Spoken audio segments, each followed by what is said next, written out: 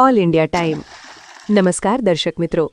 વડોદરા જિલ્લાના શિનોર તાલુકાના સેગવા ગામેથી ગુમ થયેલ વ્યક્તિની શોધખોળ કરતા સીમડીથી કુપ્પસ જતી નર્મદા કેનાલમાંથી વ્યક્તિનો મૃત્યુદેહ મળેલ છે. પીએમ અર્થે આગળની તપાસ અર્થે નજીકના મોટા ફોફડિયા હોસ્પિટલ અર્થે ખસેડ છે.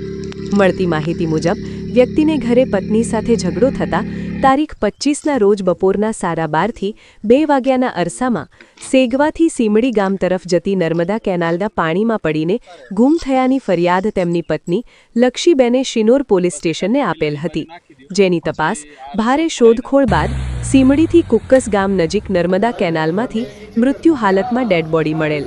પીએમ માટે નજીકના મોટા ફોફડિયા હોસ્પિટલે લઈ ગયેલ છે. રિપોર્ટ સલીમભાઈ ભટિયારા, શિનોર.